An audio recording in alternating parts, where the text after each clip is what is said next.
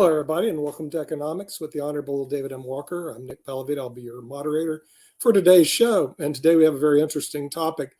Apparently, your government is out to spend another $40 billion on just things. And with that, we're going to bring in first one of our commentators. You've seen him on World Edition, a CPA who may have problems with this and may not. We'll bring in Lee Newton Rhodes. Lee, welcome to the show.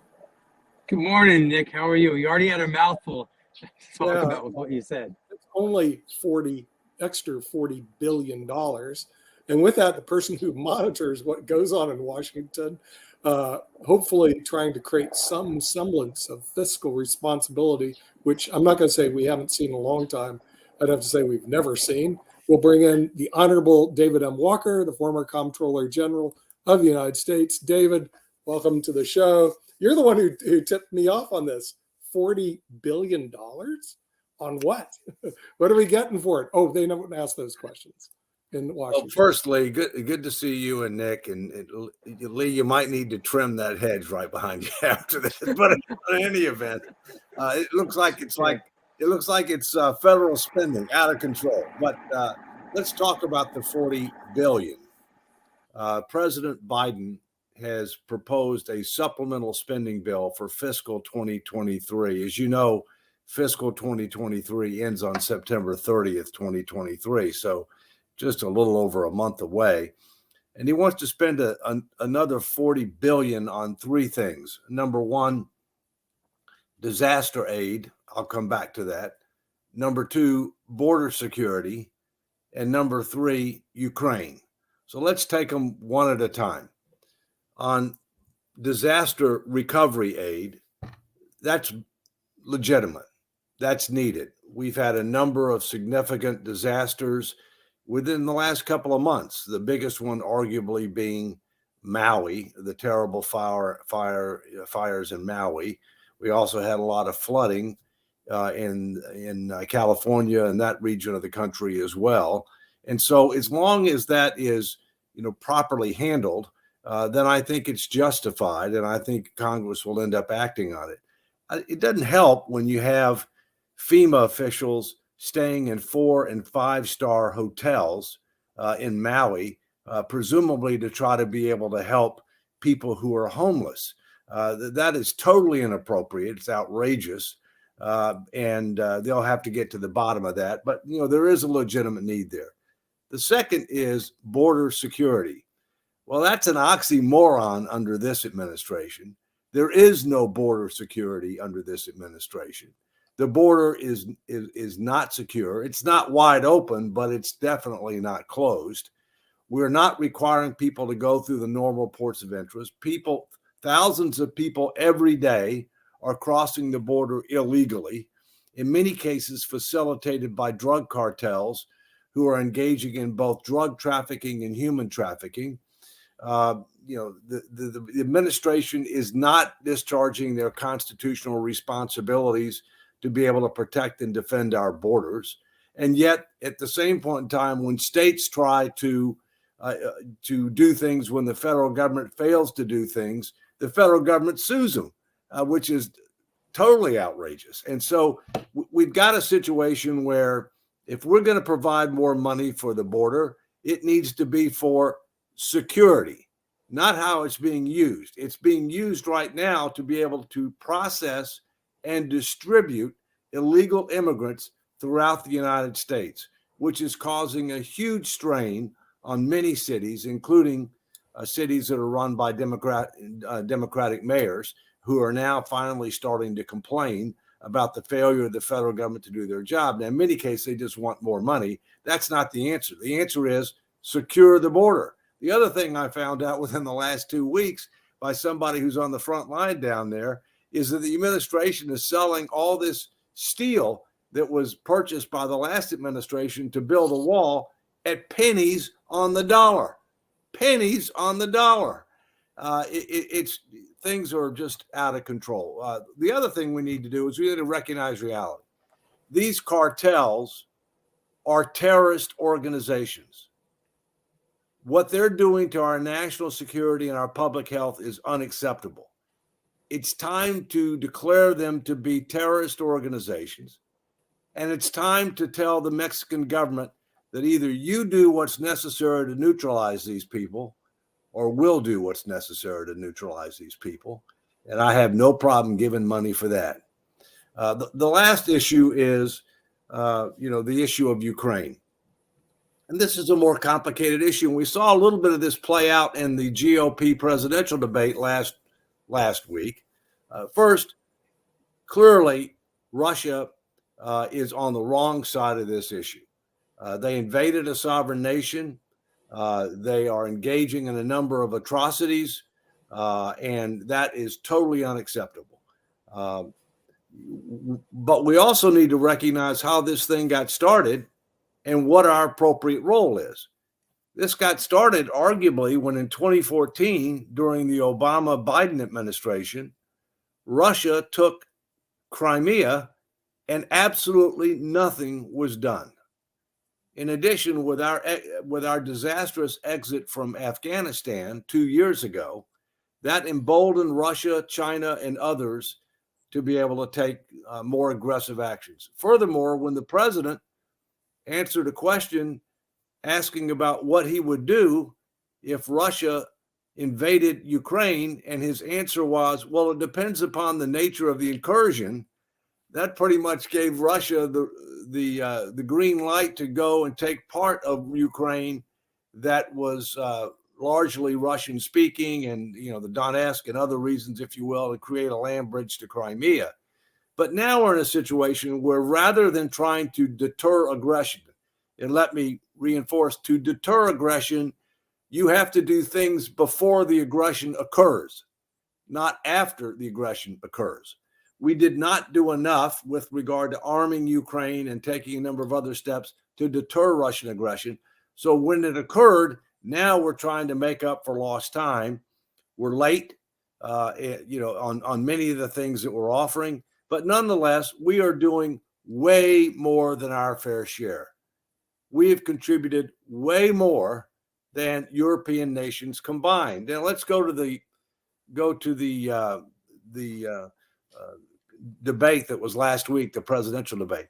Nikki Haley took on Vivek on his position in Ukraine.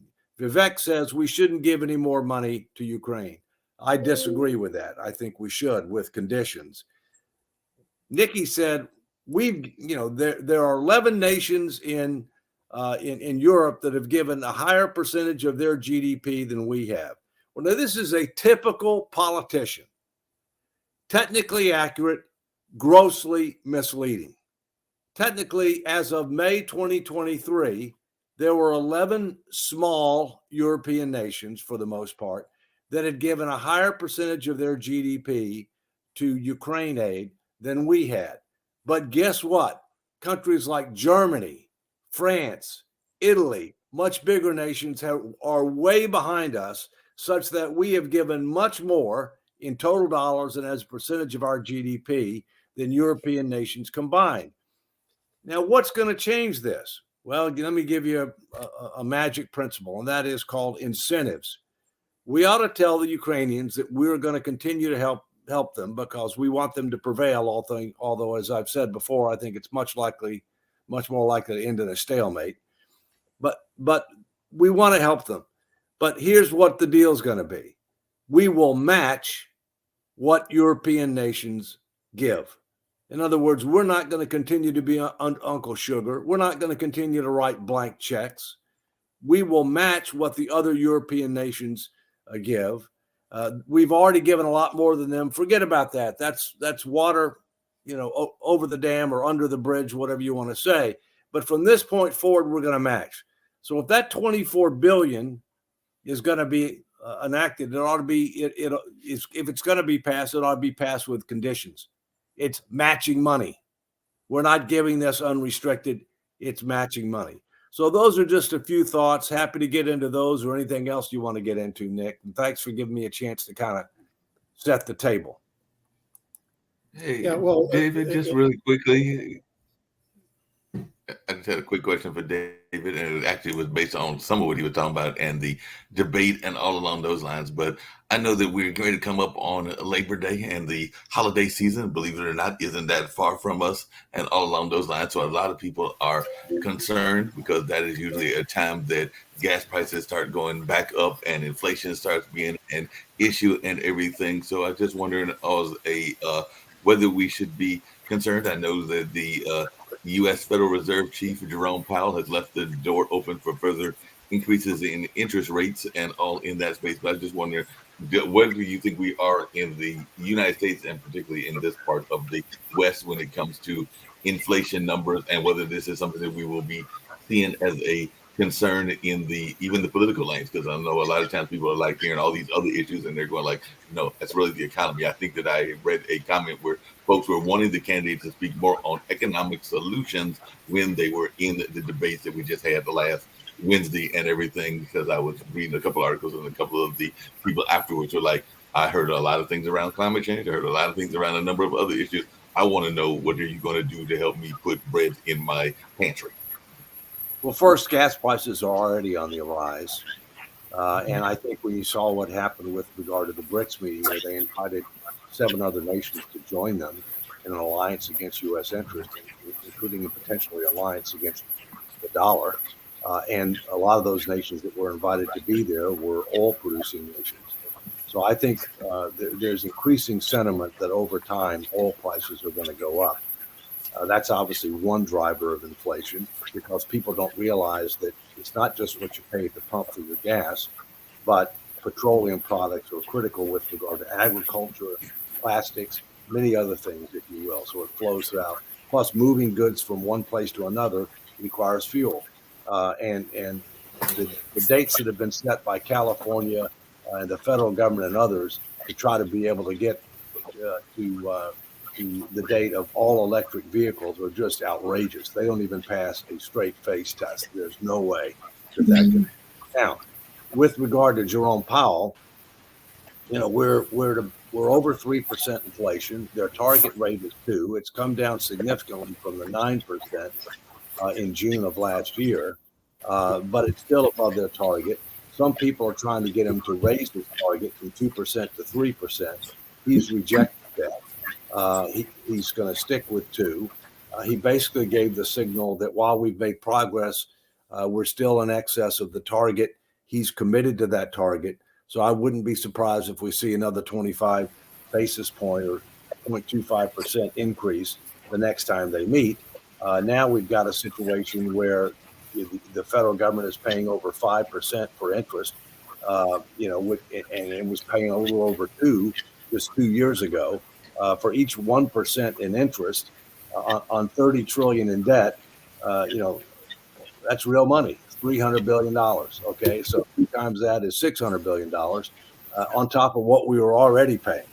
We're in a situation now where interest is not only the fastest growing expense. Very shortly, it's going to pass total spending on national defense and many other programs that the federal government has. So I think number one issue for the voters for the 2024 election is economics. That is number one. There's a number of other things that are important, but that is by far number one. And if you look at the percentage of time that was spent in the last presidential debate on the GOP side, they talked about a lot of issues. They did talk about economics, but not nearly as much as they should have, given the fact that's the number one issue. In addition, there was not enough specifics. What are you going to do? And I wrote an op-ed that got published in the Washington Times on Friday of this past week that not only talked about this new $40 billion proposal, but also talked about what do we have to do to deal with the disease. The fact that we are spending way more money than we should, and that we have mounting debt burdens as a percentage of our economy that's going to undercut our future economic growth opportunity, economic security, national security, and domestic tranquility if we don't do something about it. And I offer specific solutions. We hear a lot about the problems. We don't hear enough about solutions. Last thing on this. Vivek is a very bright guy. Very bright, very articulate, and has a number of ideas. There's one big problem with Vivek. He's incredibly naive. He's incredibly naive about what it takes to be able to get things done in Washington, D.C., and he's got no experience whatsoever with regard to government. And while there are a lot of transferable skills and abilities from the private sector and the not private sector to government, it is a whole different ball game. And don't kid yourself. It is. Speaking of naive and all along those lines and everything, and then I'll be quiet and definitely let our other great folks speak in all that space. I sometimes get frustrated, and I'd love to hear your thoughts about this around the building that is going on. I mean, I live in Durham. It's the Research Triangle Park, and we have seen a boom in buildings, but there are not enough people going into the building. So like we're getting apartment complexes all over the place here in Durham. We're getting buildings that are being built left and right and everything. And I'm going like, I get it that you want to have a building boom. It's not just here. I would argue that it's even where Lee is in New York and everything. And I'm going like, you're building the buildings, but are there actually tenants to go into the buildings? Otherwise, why are we having this big building boom that is supposed to be one of our backbones of our economy and all in that space? But I'd love to hear your thoughts around that, Dave, because I know that it's even happened there in the Virginia, D.C. corridor as well and everything. But I sometimes get frustrated when I see all these great buildings going up, and I know that they are, in some cases, like that 25% occupancy, which is not a good amount of occupancy for a building that is going up and all in that space. Well, Mark, I just hope that one of the real estate funds that I invest in is not building those properties you're talking about. But let's talk about the issue real quick. There's lots of things going on. COVID-19 things changed things forever in many ways, and one of the things that it changed is a significant increase in the amount of working virtually as compared to the past. My personal view is people ought to be in the office for most jobs 3 days a week, even if you could work remotely. And there are some jobs you can't work remote because you need to be able to have interaction. You need to be able to deal with other people. That promotes innovation. That promotes many, many different things. All right. So Class A office space, especially downtown, has been hit hard. And you see a lot of those being converted into housing, if you will. At the same point in time, we know we've got trends where people are moving out a lot of the big cities. They're moving from the north to the south, all right? Mm-hmm. North Carolina benefits from that, not as much as some other states like Florida, Tennessee, Texas, South Carolina, for various reasons, but it does benefit from that. And so that's what you're seeing going on. Hopefully these people are prudent where they're doing appropriate analysis to be able to understand what the demand is likely to be, if not immediate, over a period of time, such that those will be viable development projects. But I can't comment on the specific ones you're dealing with there. But those are some of the macro trends that we're seeing. David, a macro trend that I didn't hear, and maybe you did in the debate. Did any of the media mention at all the $31 trillion in debt the United States is, and what the plan of these politicians are to deal with it? Did you hear any? Not that I recall, but now we're about at $33 trillion. Okay. And as we've talked about before, that $33 trillion is really just the tip of the iceberg because it doesn't count unfunded Social Security, Medicare, civilian and military pensions, retiree health care, and a few other things. So the real number is over 125 trillion and growing faster than the economy. But that's my point. The number one issue for the Americans, I can't hear you, you're muted. The number one issue for Americans is economic. All right. There's lots of aspects of economic, but one of which is our structural imbalance and how are we going to get it back? And I propose two things. Number one, the debt ceiling is a dismal failure. It has failed to constrain the growth of government spending and mounting debt burdens. It needs to be repealed and replaced with a constitutional amendment that will limit how much debt as a percentage of GDP we can take on absent extraordinary circumstances for temporary periods of time. Secondly, that if you think that Congress is going to pass all the spending, tax, and other reforms necessary to be able to get us on a more sane and sustainable fiscal path, focusing on getting debt to GDP down to reasonable and sustainable levels. If you think they're going to do that through the regular order in a piecemeal fashion, you are dreaming. It will never happen. And therefore, we need a new statutory commission where you've gotten buy-in from the Congress and the president that learns the lessons from Simpson-Bowles, that engages the American people with the facts, the truth, the tough choices, that comes back and makes a package of recommendations that will be guaranteed an up or down vote in Congress. The people are smarter than the politicians. They're ahead of the politicians. You have to prepare the way for a tough vote, but we need that tough vote sooner rather than later, but in my view, after the next election. So those are two concrete things, and we can get into specific issues, Social Security, et cetera, but we have to recognize reality that things are broken.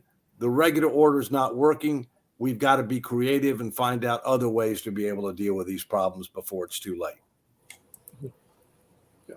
But David, why wasn't this even part of the debate? You'd think that these topics that we're discussing are important to everybody. Social Security going broke next decade, Medicare going broke this decade, the United States 33 trillion in debt, plus all these unfunded liabilities. Shouldn't this be the first issue on the table rather than climate change or border issues?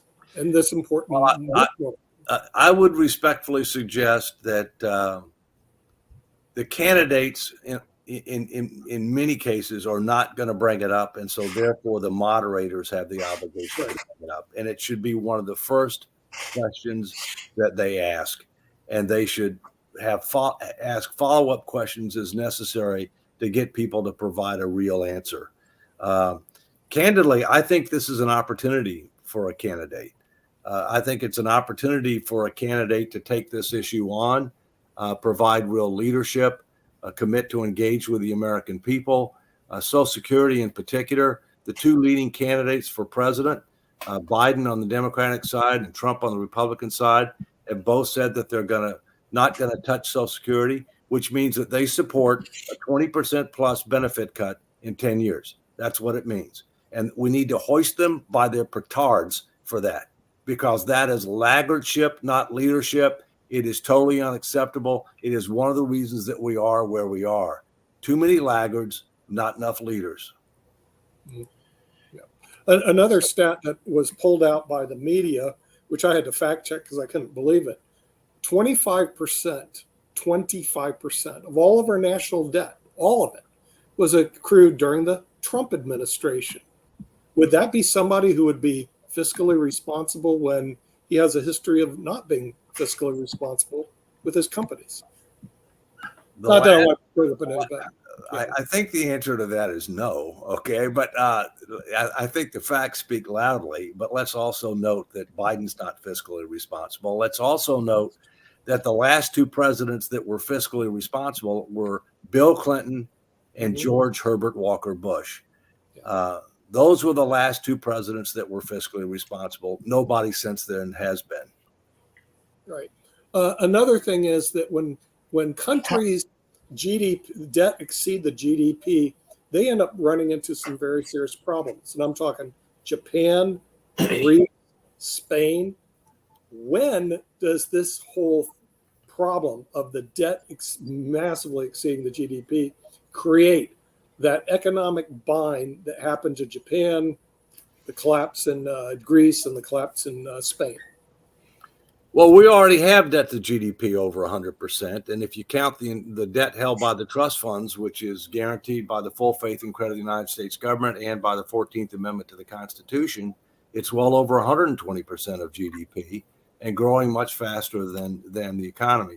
Well, one of the consequences of that is you get a lot slower economic growth, which is what we're getting. We're getting a lot slower economic growth. With less economic growth, you have less opportunity. We get a lot higher interest expense, okay, because and as a result, we're now seeing our fastest growing expenses for something we get nothing for, which is interest.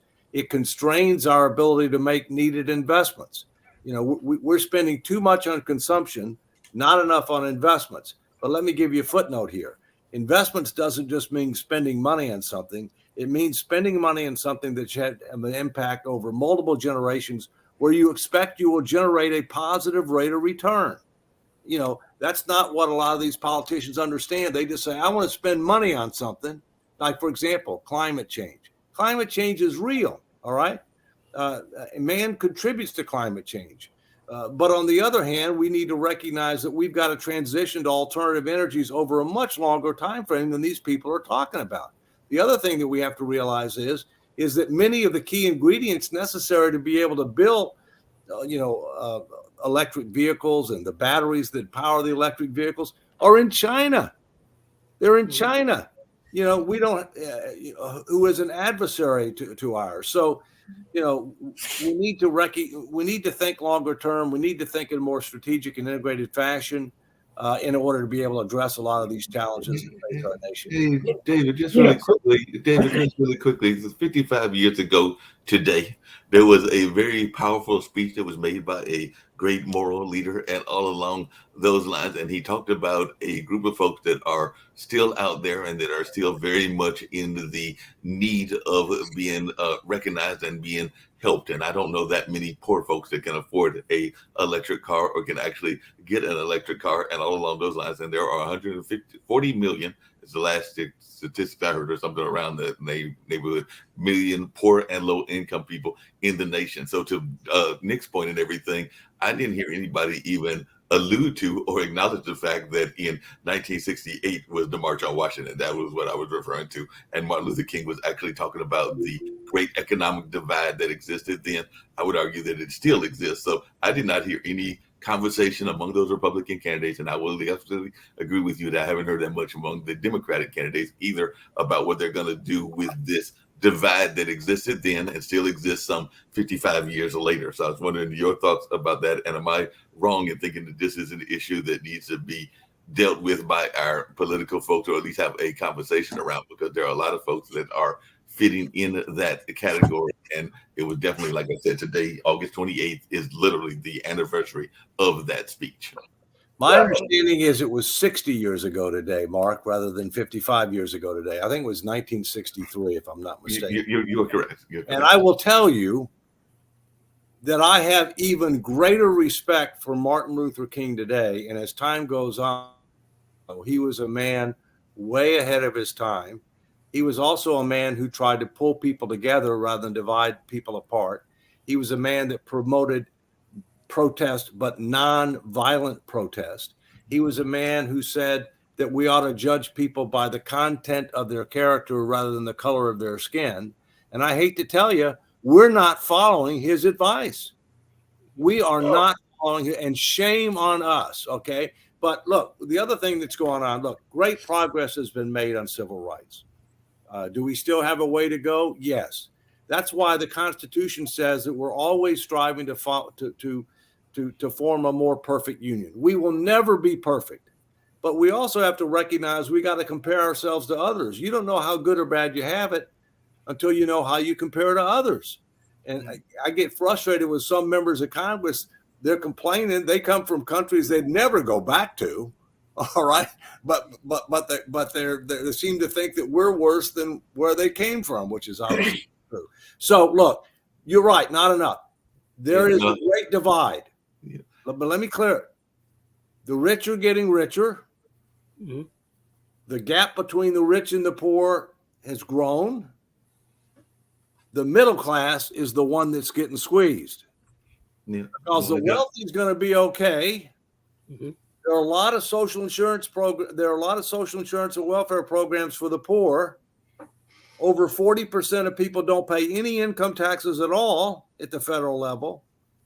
Over 20% of people not only don't pay any income taxes, but they get a rebate through refundable tax credits. So the people that are going to get squeezed more and more initially are the middle class. And then ultimately, if we don't put our finances in order, the poor are going to be affected because the social safety net is going to get shredded. We need to act sooner rather than later to avoid that. So in terms of, I mean, just speaking on that squeeze, the issue that always comes up is that we point out that 40% and pointing to the poor that aren't paying, but then that 40% becomes demonized. And then we start to look at those SNAP programs and everything else and education programs that deal with those individuals, those investments, which are very tangible and can help our society. But we never really point out that 40% that gets that money or that needs that money in those SNAP programs is a very small cry from the corporations who get not only the subsidies but the same kickbacks. One company gets the more than actually that program has. So you get these companies and these rich individuals. So how do we shift the mindset that, okay, well, we're going to work for the middle class, but we've got to understand that we've got that burden that's really, here that we never complain about, but we always complain about this 40%. So how do we shift the mindset of the country to stop attacking the poor and really not really even attack the rich, but get people to understand that putting in their fair share helps out?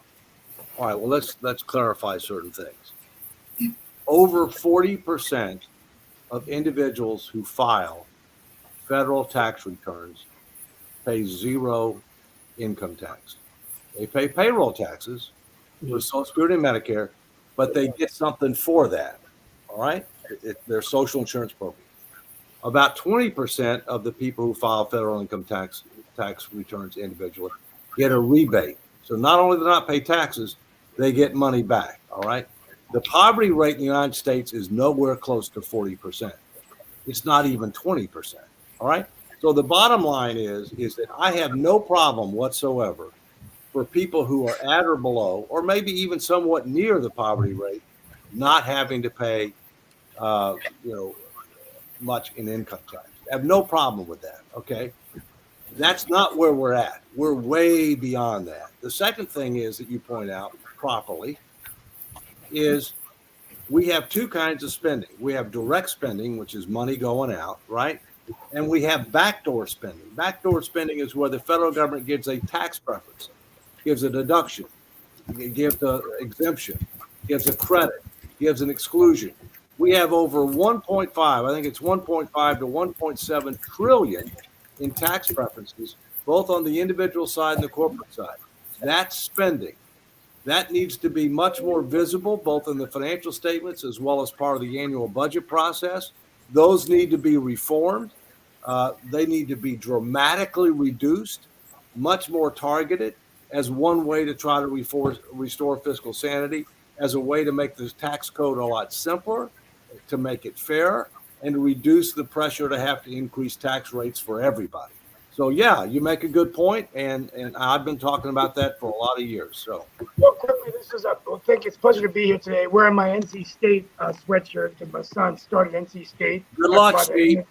Yeah, innovative university. But real quickly, my only 2 points I would make today is that to sum up everything David Walker said about innovation, the debt, and then also tying in Dr. King's message is, to me, a game-changing moment in my life was seeing India become the fourth nation to land a spacecraft on the moon and the first on the lunar pole. And I want to remind everyone listening to this program that when my late father-in-law saw Neil Armstrong walk on the moon, that actually inspired him and many Indians to come to the United States because they wanted to live in a nation that could execute the vision of an assassinated President John F. Kennedy, who challenged our nation. Why do we go to the moon? Not because it is easy, but because it is hard. And I think it's really interesting now to watch a nation where every day we're talking about Donald Trump's indictments. We've divided this nation, polarized on both extremes of the party. We're spending way too much money. We're not looking, and even the Chandrayaan mission to the moon was done very frugally compared to, it still cost probably about $1 billion, but a lot less expensive than what other nations spend for space travel. So I think this is a real eye-opener for the United States of America.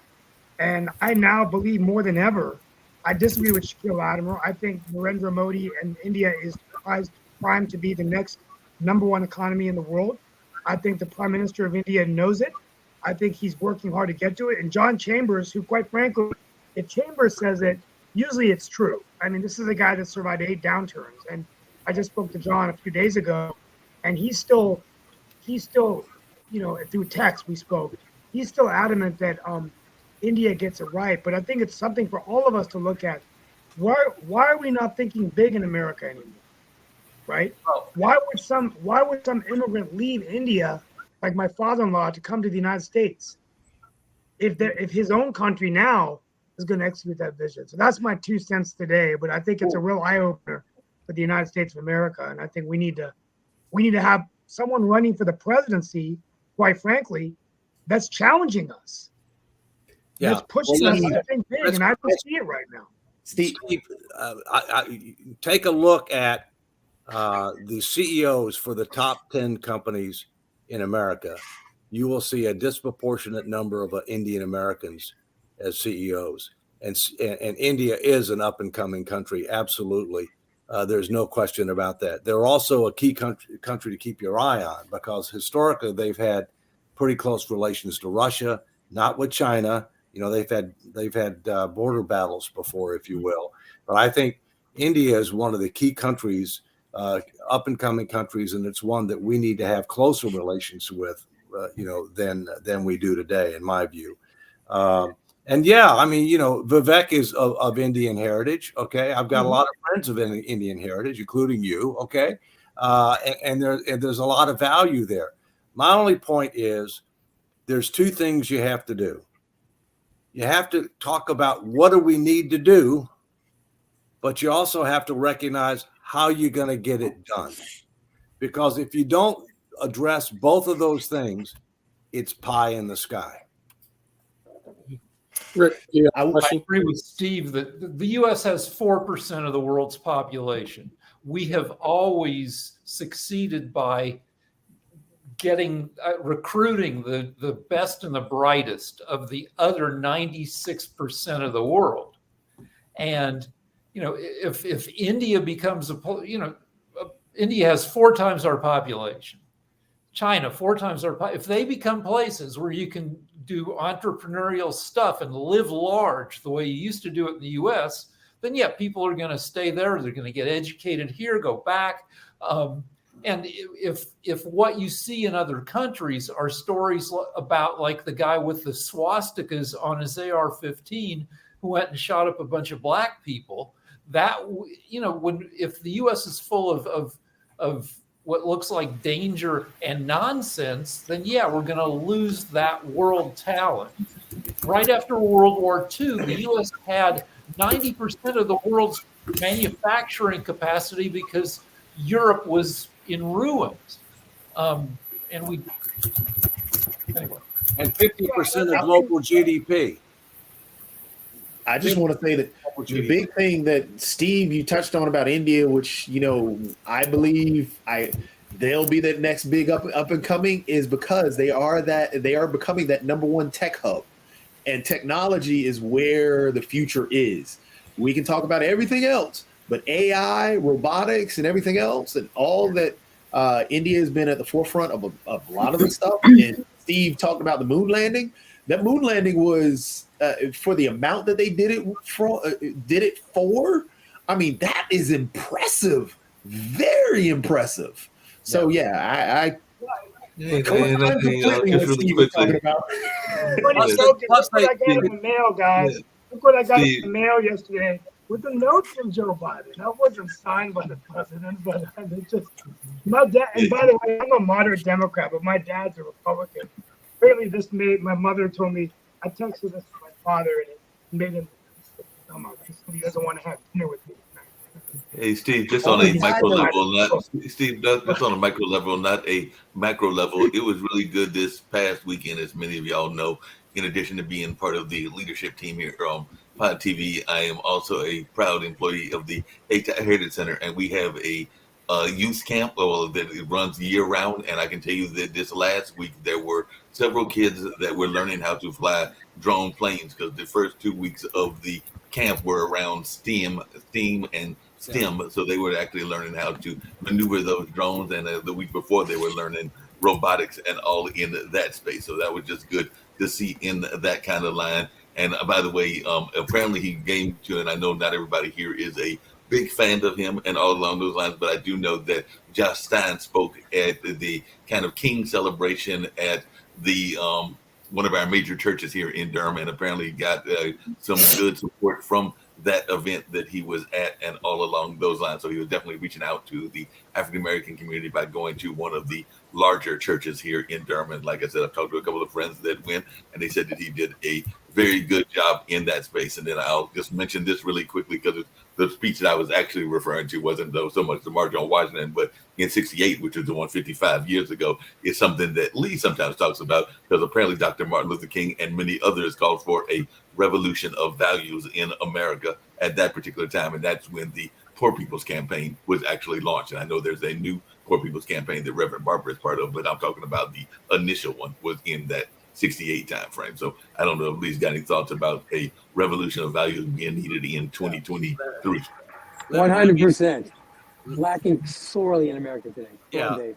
Let me remind you that over 2/3 of Americans do not want Donald Trump or Joe Biden to run for president in 2024. That's right. And the fact is that we need more options for very different reasons. The American people don't want either one of them.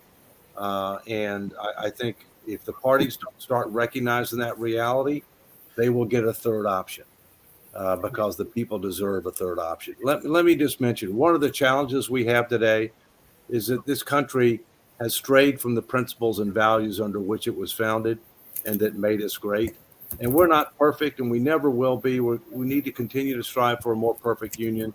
But we were founded on such principles as limited but effective government, individual liberty and opportunity, personal responsibility and accountability, rule of law and equal justice under the law, fiscal responsibility and intergenerational equity, and stewardship. We're failing on all of those. So we need to get back to what make this country great. And we need to not just focus on today, but also what do we need to do to create a better tomorrow. And we need to, among other things, dramatically reform our immigration laws, dramatically reform them. Yes, we need talent for certain types of jobs that are seasonal that Americans don't want to do, but we need more of the best and brightest. And we need to be able to make sure that our immigration policies are focused disproportionately on enabling us to be able to continue to draw the best and brightest, because that's at risk right now. In terms of that, just two quick things. We did talk a lot glowingly about Vivek Ramaswamy a couple of times, but he's a horrible person. Horrible person. We're on the anniversary of the march that Mark talked about, and just yesterday he was in an interview talking about how he doesn't believe racism is real.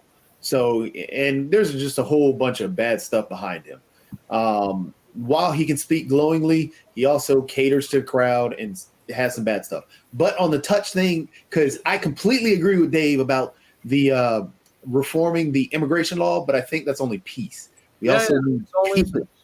We need to somehow get more people in Nick's profession into the actual immigration law, so we can lessen that line, because we can reform the line and reform the laws, but we'll still have that line without having judges, lawyers, and other individuals to take care of those individuals that are trying to come through or trying to go through that pathway to citizenry. But if we don't have people to help them or work with them, that line is still going to be bad, and we're still going to have the same conversations. 100 years ago, 14% of Americans were foreign born. Today, it's still 14%. We're not being overwhelmed. The parties, they love fighting over immigration and not solving immigration. Thank you. Yeah, but the problem is there's a difference between legal and illegal immigration. Sure. And But we, when we've we are got not, negative, we are we not, have we are negative. not, pardon me, we are not recognizing that right now.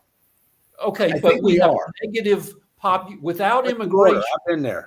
We have negative population growth. Oh, America, I understand all of that. I understand. But all the more reason why you got to reform it. But you also are penalizing people that are playing by the rules, who are coming through the approved points, who are applying for asylum, who are waiting. You just have to present yourself to the border to apply for asylum. So any point on the border can technically be a point Actually, of not entry. You're supposed to go through an approved border entry point. That's actually not. Of course. You by definition, you have violated the law if you don't come across on an official border crossing point. Yeah. What's happened is that after Trump, it does look like foreign immigrants, legal immigrants, is down compared to other nations like Canada and Europe. And many of these European countries, including Canada, are making it easier to come, and Germany as well, what they call merit-based immigration. So people can come in there, get their visas or their work permits and go work. So this is going to hurt the U.S., but I think we're not addressing the illegal immigration. I think because we're not, it's become used as a political football now. Neither side is motivated to make anything happen.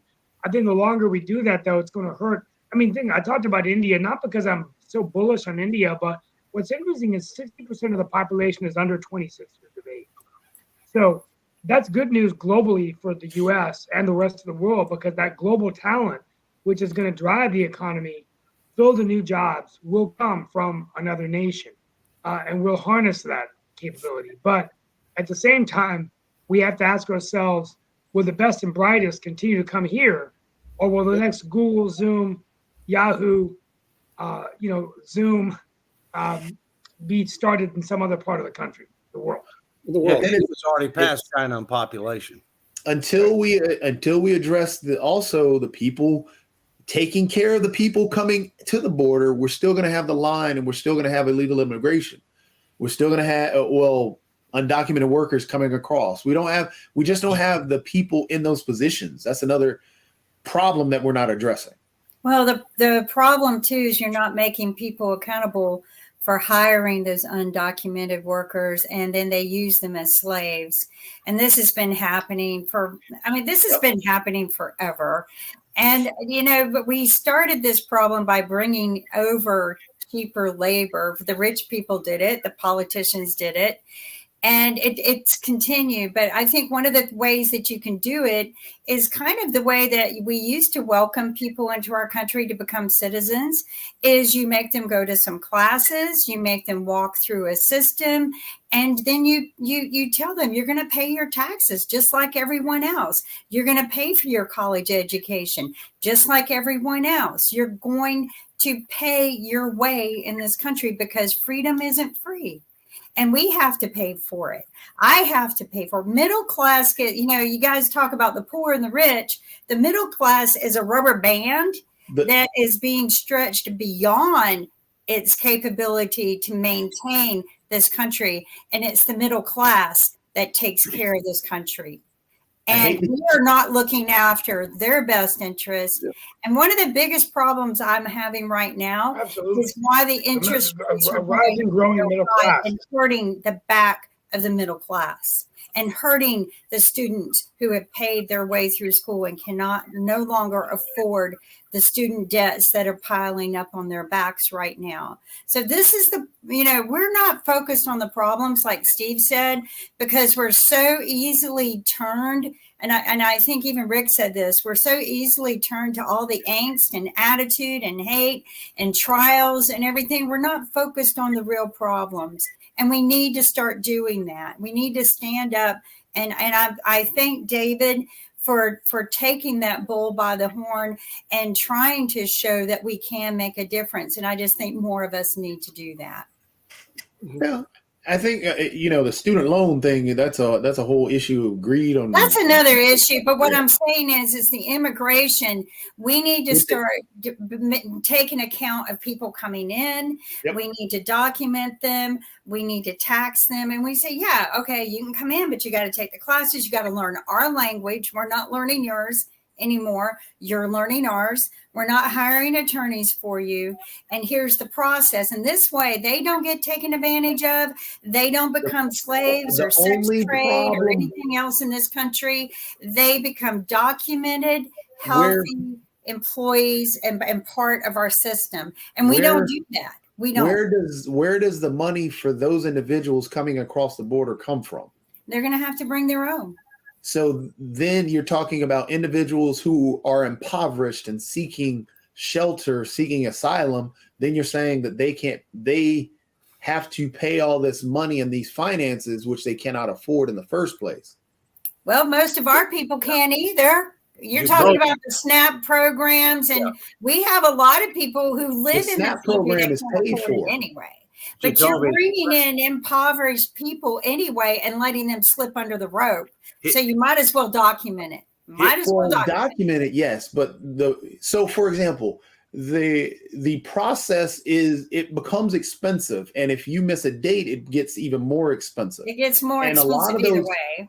But a lot of those individuals, because if we're trying to figure a solution, and this goes back to, this is why I hate to harp back on I completely agree with the accountability. I completely agree with, trying to get everybody documented. But again, I come back to, we need individuals in these positions to take care of these lines, because if you have a individual that crosses the border, one that can't pay for all this stuff, but still needs to be processed and recorded and actually worked with. If they have a date that they can't even make it to, then you're saying that this person who's seeking asylum or seeking refuge or actually trying to come across even legally can no longer afford to legally do that.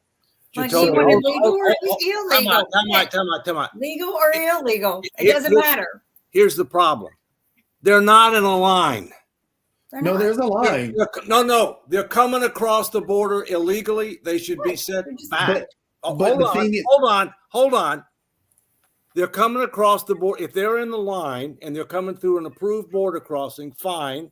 If they're not following the normal process for asylum, fine. That's not what's happening. Have you been to the border? I've been there. It is an absolute unmitigated disaster. You have people coming across the border that have no legitimate asylum claim whatsoever. Asylum is for political asylum. It is not for economic opportunity. And what is this administration doing?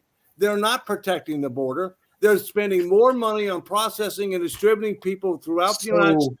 They're giving them a date to come for a court case 7 to 10 years out. You think they're going to show up? Why? But David, you're making my point.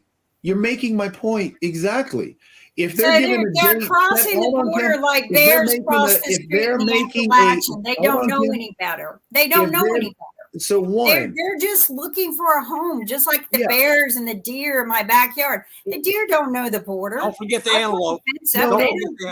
But Dave, I think you're making my point for me. You're saying that they're. I want to close on this point.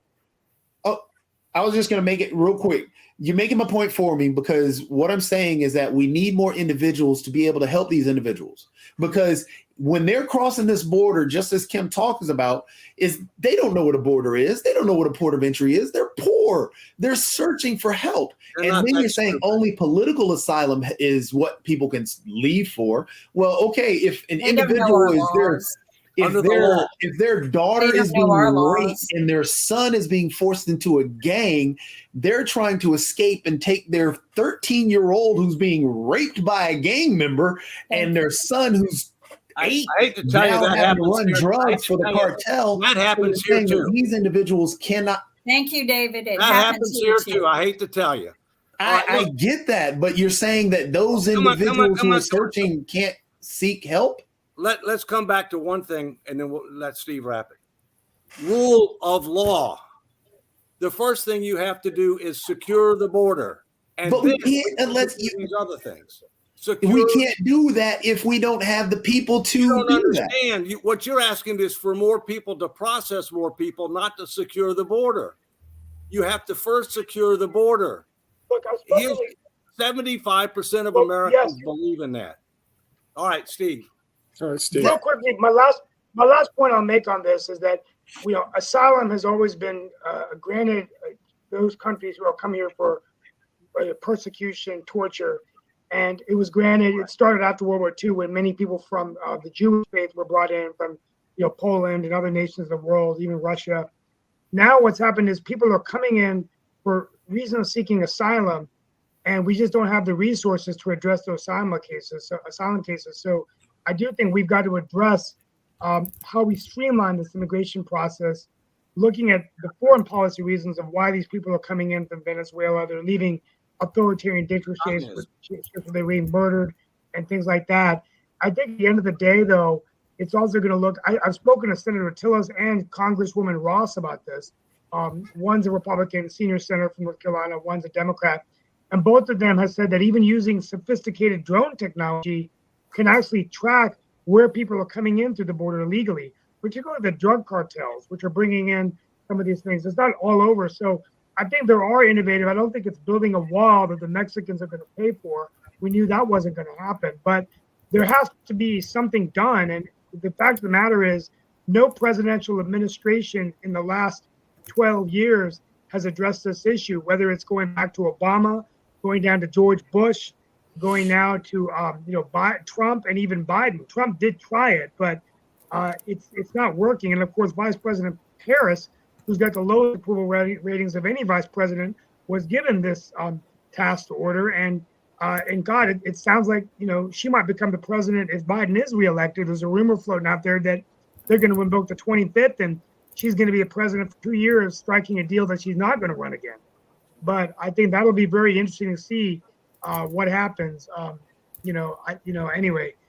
But that's my final take of the day. This is a significant issue, and it's going to require people from both parties coming along and providing a solution.